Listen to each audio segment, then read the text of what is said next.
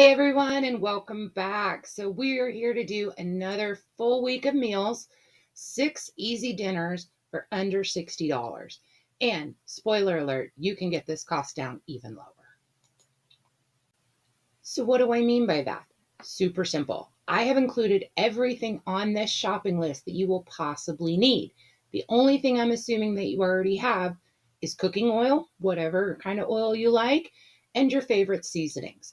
So take a look at this list before you go to the store because it will be very possible you already have some of these items. Some of the common ones, maybe you have chicken broth, maybe you have flour, ranch dressing, white rice. Maybe you already have sour cream, eggs, and butter. Totally doable. You can get this way less. Now, this week is the first week that we're doing our pricing at one of the towns that our followers actually live in. So this week we did Lenoir City, Tennessee, and we shopped the prices at their local Walmart, and our total came out to $58.36. This will vary a little bit depending on where you live, but I think that's pretty accurate for most people. Our first meal this week is one of my favorites. It's a classic. I grew up on this, and it's cream chip beef over toast. We're going to do some home fries, and we're going to have a side of green beans. Now, if you're not familiar, this is a dish that was very common for breakfast, like in the 30s and 40s. And maybe if you haven't tried it, odds are good, like your parents or your grandparents may have tried it, but it's super simple. And as far as the seasoning goes on the cream chip beef, this is kind of a personal preference. I've seen lots of people that like to add paprika or cayenne or white pepper or black pepper. So you would just want to pick whichever way that you want to do it. This is more of just a basic style, and then you can kind of add to it. And then the beef that we're using, it's really just referred to as chip beef. I put down that it's beef lunch meat because you will typically find it with other lunch meat. The most popular brand is this Budding brand, but you can also find it in the pantry section, and it comes in a jar. But just know the stuff in the jar can be really salty, so a lot of people rinse it first. I have heard that this is a little hard to find in some areas, so definitely check around your local stores and see if you have it. Meal number two is definitely just that, big old bowl of comfort food. Okay. We're going to do a very classic baked mac and cheese, but we're going to add some chicken and we're going to add some broccoli in there. Now, if you don't happen to have broccoli, you could easily switch that out. For this one, I have it to where you're going to go ahead and cook the chicken on the stove. Yes, on the stove first. But this is also a great way to use up leftover cooked chicken. So if you already have chicken from another meal, you could easily just shred this or chop it up and add it in. So I love it when you can do a meal from scratch, or you can use it to incorporate leftovers. So lots of options on this one. And it's one of those really, really good ones. And it makes a ton. So you will have a lot of leftovers for lunch or even another dinner. Meal number three is a potato, onion, bacon bake. And this is actually an adaptation of a very fancy and expensive like dinner option. But we're going to do it in such a way with common ingredients, get all that same flavor, and just, it's not near as fancy as people make it out to be. So on this one, you're gonna need your crescent dough. And when you roll it out, you know how it has little perforations in it. You're just gonna use your fingers to kind of close up all the holes. So it's just one flat sheet of dough. We're not gonna break it apart. We're just gonna keep it as just one full sheet. We're gonna go ahead and cook our potatoes just so that way they're soft. If you didn't cook your potatoes, odds are good they would be raw because they just wouldn't get enough heat in the oven. Now, I've put on here to use the real bacon pieces that come already cooked, just because that was the cheaper option.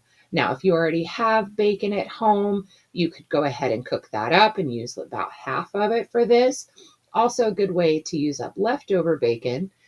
As far as the side dish that we're going to do, I love to use common vegetables and just serve them in a slightly different way so that way they don't get boring.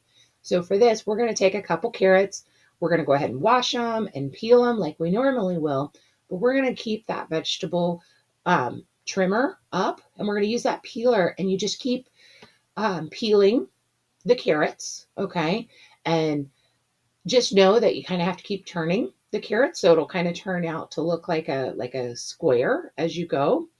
It gets a little difficult towards the end if you don't rotate it as you do it.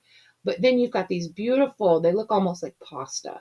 And you take these carrot ribbons and you just saute them in some butter or some oil. I usually like to add some minced garlic to them, but you can really add any seasoning you like. This is just a really like this. It sounds fancy, but it's very much a comfort food and it's super, super tasty. It makes a good portion as well. It's kind of similar to a quiche, but it's not as eggy, if that makes any sense. But definitely try it out and let me know what you think. Okay, so our next meal, I really love kid friendly food, especially if it doesn't necessarily have to be kid food. Okay, so we all know that most kids like chicken nuggets, chicken tenders, but to me, they're kind of bland. So for this way, what we're going to do is we're going to make our own chicken tenders. We're going to take 2 to 3 chicken breasts, and honestly, some of these are just huge. So I like to cut them like when you lay it out, I like to cut across them so they don't get too big.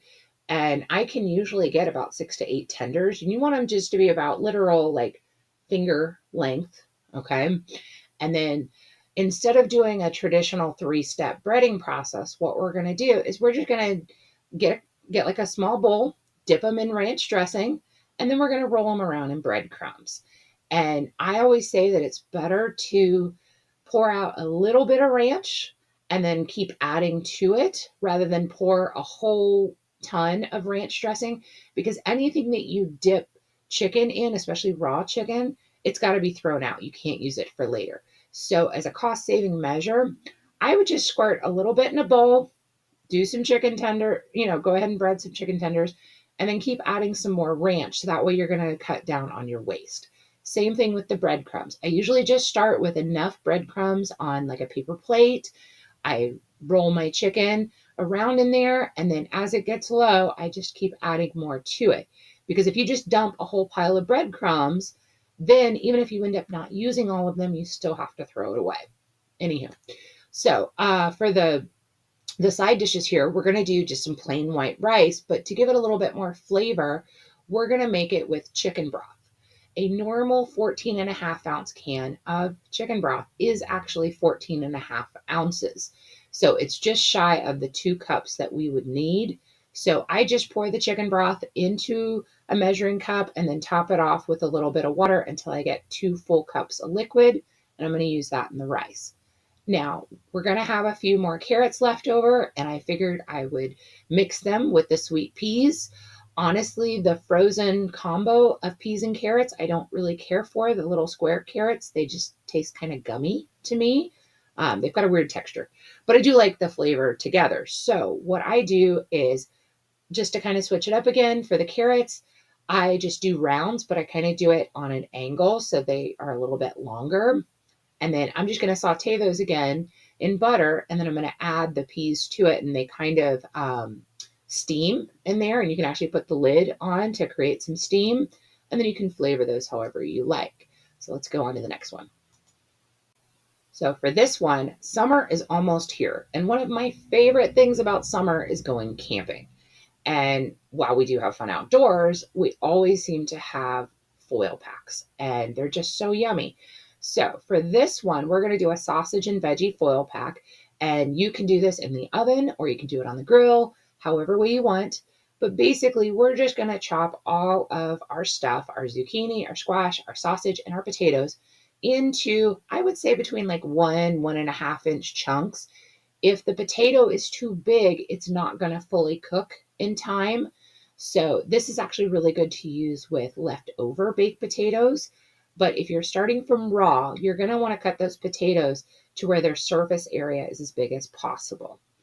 Now, it was cheaper to go with the frozen corn on the cob. And I actually think that the water, the moisture from the frozen corn on the cob actually helps create more steam. So it kind of works out. But if you have corn on sale in your area, or, anyhow you get it, you can do this either or. Easy switch. So I put everything in the foil packet. I drizzle some oil. I put in my favorite seasonings. For this, I typically like to do, like a garlic and herb blend, just very basic. I've also used like French fry seasoning is really good. And then I just give it like a little shake, make sure everything gets coated. And then I crimp it up with my hands. There's kind of a debate on whether or not you want the crimp to lay down or if you want it to be like a hat, tinfoil hat. Either way is fine. I've noticed no difference in how it cooks. And then you just put these in the oven or on the grill. They typically take about 30 minutes. And then once they're done, we usually open up the foil and we sprinkle some shredded cheese on top, let that melt, and then a couple dollops of sour cream on top, and it's fabulous.